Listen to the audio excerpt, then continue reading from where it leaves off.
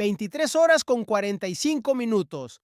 Tlajomulco, de Zúñiga, Jalisco. La lluvia golpeaba los cristales de las camionetas blindadas mientras avanzaban en convoy hacia el objetivo. Lo que estaba a punto de suceder esa madrugada iba a cambiar para siempre el equilibrio de poder entre el gobierno federal y lo que queda del imperio del Mencho. Apenas 72 horas antes, un video había comenzado a circular en los círculos más cerrados del gabinete de seguridad. En las imágenes, Jessica Johanna Oseguera González, hija del Mencho, aparecía en una reunión con operadores del cártel. Sus palabras fueron directas y escalofriantes. Harfuch piensa que con mi padre muerto se acabó todo, pero la sangre Oseguera sigue corriendo y vamos a demostrarle que la familia no olvida.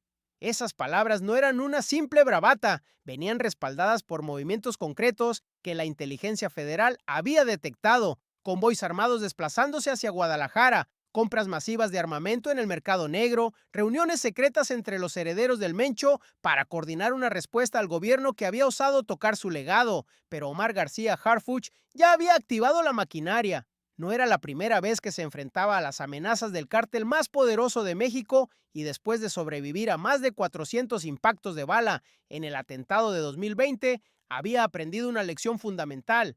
En esta guerra, quien golpea primero tiene la ventaja, y esa madrugada él iba a golpear donde más les dolía, en el corazón mismo de la dinastía Oseguera. El objetivo era una propiedad de 5,000 metros cuadrados ubicada en las afueras de Tlajomulco, conocida entre los vecinos como La Fortaleza, oficialmente registrada a nombre de una empresa fantasma, pero en realidad el refugio principal de la familia del Mencho. Ahí vivían su esposa Rosalinda González Valencia cuando no estaba en prisión, sus hijas Jessica y Laisha, y según los reportes de inteligencia, ahí se guardaban los documentos más sensibles del cártel: las rutas, los contactos, las cuentas bancarias, todo lo que mantenía vivo el imperio criminal después de la muerte de su fundador. A las 24 horas exactas comenzó el operativo. 120 elementos de las fuerzas especiales rodearon la propiedad. Drones térmicos sobrevolaban detectando cada fuente de calor dentro de la mansión. Francotiradores tomaron posiciones en los techos de las casas vecinas que habían sido evacuadas horas antes sin que nadie se diera cuenta. El primer movimiento fue quirúrgico. 6 equipos de asalto ingresaron simultáneamente por diferentes puntos. La puerta principal fue derribada con cargas explosivas controladas. Los muros laterales fueron escalados con equipo táctico. El helipuerto privado fue tomado antes de que pudiera despegar el helicóptero, que permanecía con los rotores encendidos, listo para una huida de emergencia. Lo que encontraron dentro superó todas las expectativas. 32 sicarios fuertemente armados custodiaban el lugar. El tiroteo duró exactamente 18 minutos. Las ráfagas de los rifles automáticos iluminaron la noche mientras los federales avanzaban habitación por habitación. 7 sicarios cayeron abatidos en los primeros 5 minutos. El resto, al verse superados, comenzó a rendirse uno por uno, tirando sus armas y levantando las manos mientras gritaban que no querían morir. Entre los detenidos había 3 que llamaron especialmente la atención. Eran extranjeros, 2 colombianos y un guatemalteco, todos con entrenamiento militar avanzado, contratados específicamente para proteger a la familia del capo muerto. En la habitación principal, escondida en un búnker subterráneo al que se accedía por una entrada secreta detrás de un librero, encontraron a Jessica Johanna. La hija del Mencho estaba destruyendo documentos cuando los agentes irrumpieron. Alcanzó a quemar varios folders antes de ser reducida y esposada. No opuso resistencia física, pero sus palabras resonaron en toda la habitación. Mi padre construyó un imperio que ustedes nunca van a poder destruir. Somos Hydra, córtenos una cabeza y nacerán 7 más. Harfuch va a pagar por esto con su sangre y la de su familia. Los agentes la sacaron en silencio mientras ella seguía gritando maldiciones y amenazas que fueron grabadas como evidencia para el expediente judicial. Pero el verdadero tesoro estaba en el sótano. Ahí, en una caja fuerte del tamaño de una habitación, encontraron el archivo completo del Cártel Jalisco Nueva Generación. 280,000 documentos entre contratos, escrituras, registros bancarios, nóminas de sicarios, lista de políticos comprados, rutas de tráfico, contactos internacionales. Era el mapa completo de cómo operaba la organización criminal más poderosa de América Latina. Entre los papeles había fotografías que mostraban reuniones del Mencho con políticos de alto nivel, algunos todavía en funciones, videos donde se veía la planeación de atentados que habían ocurrido años atrás y que hasta ese momento seguían sin resolver, grabaciones de audio donde el propio Mencho daba órdenes sobre ejecuciones específicas, incluida la del atentado contra Harfuch en 2020.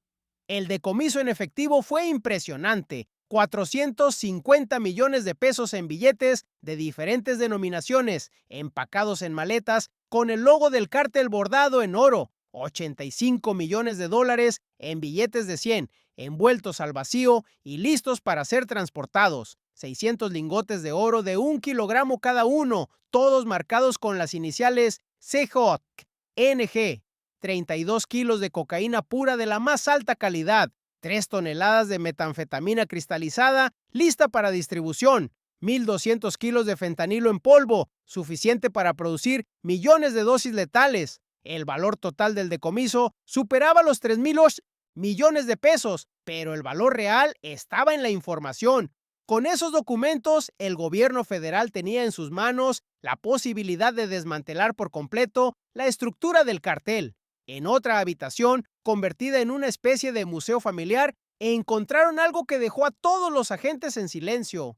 Era un altar dedicado al Mencho, fotografías de toda su vida, desde su juventud en Michoacán hasta sus últimos días como el capo más buscado de México. Pero lo más impactante era una carta escrita a mano por él mismo, dirigida a su familia, fechada apenas 2 semanas antes de su muerte. En ella hablaba de su legado, de cómo esperaba que sus hijos continuaran el negocio, de cómo Harfuch era el único enemigo que realmente respetaba y temía. Esa carta, según fuentes cercanas a la investigación, contenía información sobre cuentas bancarias en paraísos fiscales que el gobierno desconocía hasta ese momento. La esposa del Mencho no estaba en la mansión.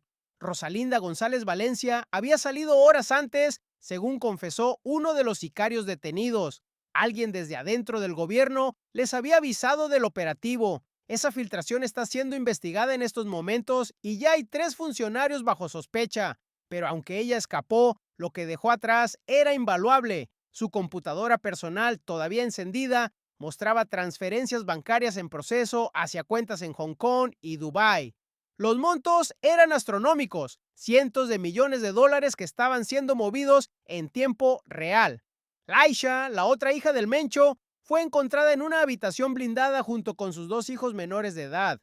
A diferencia de su hermana Jessica, ella no opuso resistencia ni profirió amenazas. Solo pidió que no lastimaran a los niños. Fue detenida bajo cargos de lavado de dinero y asociación delictuosa, pero su actitud colaborativa podría significar un trato diferente por parte de las autoridades. Según trascendió, ella estaba dispuesta a hablar, a revelar secretos que ni siquiera su hermana conocía. Entre las armas decomisadas había verdaderas joyas del arsenal criminal: 50 rifles Barrett calibre 50, cada uno con un valor de 200,000 pesos en el mercado negro; 30 lanzacohetes RPG con sus respectivas municiones; 200 granadas de fragmentación; 15 ametralladoras Browning Stone; 80 fusiles de asalto AK-47, varios de ellos bañados en oro con incrustaciones de diamantes; 20 pistolas FN-57, conocidas como matapolicías por su capacidad de penetrar chalecos antibalas.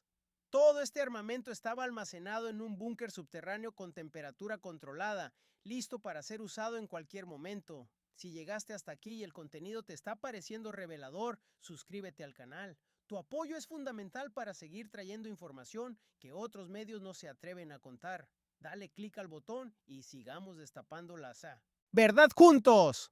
Harfuch llegó al lugar a las 2 de la madrugada, cuando la mansión ya estaba completamente bajo control federal. Vestía su característico chaleco táctico y las cicatrices del atentado de 2020 eran visibles bajo las luces de los reflectores. No dio declaraciones largas a la prensa, pero sí dejó un mensaje claro y contundente: esto es solo el principio. El cártel Jalisco Nueva Generación creyó que la muerte del Mencho los hacía intocables, que podían reorganizarse y seguir operando como si nada hubiera pasado. Se equivocaron. Vamos por cada uno de ellos, por cada propiedad, por cada cuenta, por cada cómplice. El legado del Mencho va a ser desmantelado pieza por pieza, pero el momento más simbólico vino después. Harfuch ordenó que el altar dedicado al Mencho fuera desmantelado frente a las cámaras. Cada fotografía, cada vela, cada objeto fue catalogado como evidencia y luego guardado en bolsas negras. El mensaje era claro: no habría espacio para la mitificación del capo muerto, no se permitiría que se convirtiera en una leyenda o un mártir. Era un criminal y como tal sería recordado. Los vecinos de la zona, que habían vivido años en el miedo, salieron de sus casas esa madrugada para ver el operativo. Algunos aplaudieron cuando vieron a Jessica Johanna siendo subida a una camioneta federal. Otros simplemente observaban en silencio, todavía sin creer que la fortaleza que parecía impenetrable hubiera caído en una sola noche. Un señor de 70 años que vivía a 2 cuadras de la mansión dijo algo que resume el sentir de muchos. Por fin, alguien se atrevió. Llevamos años viviendo con miedo, viendo cómo entraban y salían camionetas blindadas, escuchando balaceras, sabiendo que ahí vivía la familia del diablo. Hoy, por primera vez en mucho tiempo, siento que tal vez podamos vivir en paz, pero no todos celebraban. En las horas siguientes al operativo, comenzaron a circular videos en redes sociales donde supuestos miembros del cartel juraban venganza. En uno de ellos, un hombre encapuchado que se identificaba como el comandante Delta decía lo siguiente: por cada familiar nuestro que toquen, van a caer 10 federales. Por cada casa que tumben, vamos a quemar 20. Harfuch abrió la caja de Pandora y ahora va a conocer el verdadero infierno. Jalisco es nuestro y lo vamos a defender con sangre. Estas amenazas fueron tomadas en serio por las autoridades. Se reforzó la seguridad en todas las instalaciones gubernamentales de Jalisco. Se activaron protocolos de protección para funcionarios de alto nivel y sus familias. Se incrementó la vigilancia en zonas estratégicas de Guadalajara y municipios aledaños. El mensaje del gobierno era claro: no iban a retroceder, pero tampoco iban a subestimar la capacidad de respuesta del cartel. En las semanas previas al operativo, la inteligencia federal había detectado movimientos inusuales en las finanzas del cártel, grandes sumas de dinero siendo transferidas desde México hacia Colombia y Venezuela, compras masivas de propiedades en Panamá y Costa Rica, apertura de empresas fantasma en las Islas Caimán. Todo indicaba que el cártel se estaba preparando para algo grande, posiblemente una reorganización completa de su estructura operativa. El golpe a la mansión de Tlajomulco llegó justo a tiempo para interrumpir estos planes. Entre los documentos incautados había uno especialmente revelador. Era un organigrama actualizado del cartel, con nombres, fotografías y funciones específicas de cada operador importante. Ahí aparecían desde los jefes de plaza hasta los contadores, desde los sicarios de élite hasta los contactos en el gobierno. Era un mapa completo de la organización criminal, algo que las autoridades habían buscado durante años sin éxito. Con esta información, se esperaban al menos 100 órdenes de aprehensión en las próximas semanas. La reacción internacional no se hizo esperar. La DEA emitió un comunicado felicitando al gobierno mexicano por el operativo y ofreciendo su colaboración total para procesar la información obtenida. El FBI confirmó que varios de los nombres en los documentos incautados correspondían a objetivos que tenían bajo vigilancia en Estados Unidos. La Interpol activó alertas rojas para 15 personas identificadas en los archivos como operadores internacionales del cártel. Pero quizás el hallazgo más sorprendente fue una serie de contratos encontrados en la caja fuerte. Eran acuerdos firmados entre el cartel y grupos criminales de otros países: los Zetas remanentes, el Cártel del Golfo, organizaciones colombianas, pandillas salvadoreñas, todos unidos en una especie de alianza criminal que buscaba controlar el tráfico de drogas desde Sudamérica hasta Estados Unidos. Estos documentos probaban lo que las autoridades sospechaban desde hace tiempo. El crimen organizado en América Latina estaba más conectado que nunca. Jessica Johanna fue trasladada esa misma noche al Penal Federal de Máxima Seguridad del Altiplano. Durante el traslado, según fuentes cercanas al operativo, intentó negociar. Ofreció información sobre otros cárteles a cambio de beneficios legales. Prometió revelar la ubicación de laboratorios clandestinos que nadie conocía. Incluso sugirió que podía ayudar a localizar a su tía Rosalinda. Pero Harfuch fue claro en sus instrucciones: no habría tratos, no habría negociaciones. La hija del Mencho enfrentaría la justicia con todo el peso de la ley. En los días siguientes al operativo, Tlajomulco se convirtió en una zona militarizada. Cientos de elementos del ejército y la marina patrullaban las calles. Helicópteros sobrevolaban constantemente, retenes en cada entrada y salida del municipio. La población vivía entre el alivio de ver acción contra el cártel y el miedo a las posibles represalias, porque todos sabían que el CJNG no se quedaría de brazos cruzados. Y efectivamente, 5 días después del operativo, el cártel respondió, no con el ataque masivo que muchos esperaban, sino con algo más sutil y quizás más peligroso. Aparecieron narcomantas en 20 ciudades diferentes de Jalisco, todas con el mismo mensaje. La familia Oseguera no olvida ni perdona. Por cada uno de los nuestros que caiga, caerán 100 inocentes. Harfuch, tus días están contados y los de tu familia también. Prepárate para llorar como nosotros estamos llorando. Pero Harfuch no se inmutó.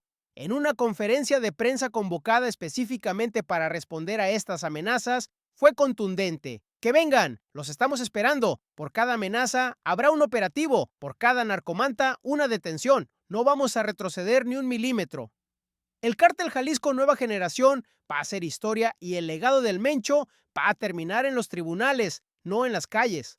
Lo que nadie esperaba era lo que Jessica Johanna revelaría en su primera declaración ministerial. Según trascendió, confesó la existencia de una red de túneles subterráneos que conectaban varias propiedades del cártel en Jalisco. Túneles por donde se movían drogas, armas y dinero sin que nadie se diera cuenta. Uno de esos túneles, según su testimonio, conectaba directamente con el aeropuerto de Guadalajara. Esta información desató una investigación inmediata que todavía está en curso. La mansión de Tlajomulco, después del operativo, fue asegurada y puesta bajo custodia federal. Se convirtió en una escena del crimen activa donde peritos y especialistas trabajaban 24 horas al día procesando evidencia. Cada documento era fotografiado y analizado. Cada dispositivo electrónico era sometido a análisis forense. Cada rincón era revisado en busca de más secretos ocultos. Y los secretos seguían apareciendo. Compartimentos secretos con más dinero, USB con información encriptada, teléfonos satelitales con contactos internacionales. El impacto económico del operativo fue inmediato. Las acciones de varias empresas que aparecían en los documentos como fachadas del cártel se desplomaron en la Bolsa Mexicana de Valores. Cuentas bancarias por valor de 1,000 millones de pesos fueron congeladas. Propiedades en todo el país fueron aseguradas. El imperio financiero que el Mencho había construido durante décadas comenzaba a desmoronarse. Pero quizás el efecto más importante fue el psicológico. Por primera vez en años, el cártel parecía vulnerable. La imagen de invencibilidad que habían construido se resquebrajaba. Otros grupos criminales comenzaron a ver oportunidades. En Michoacán, Guanajuato y Zacatecas se reportaron enfrentamientos entre células del CJNG y grupos rivales que buscaban aprovechar el momento de debilidad. La guerra por el control territorial se intensificaba. En medio de todo esto, surgió una grabación que cambió la narrativa. Era un audio del propio Mencho, grabado semanas antes de su muerte, donde hablaba específicamente de Harfuch. En sus palabras se notaba no solo odio, sino también respeto. Ese hombre es diferente, decía el capo.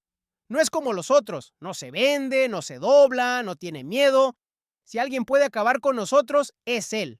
Por eso hay que matarlo antes de que sea tarde. Ese audio, filtrado a los medios, confirmaba lo que muchos sospechaban.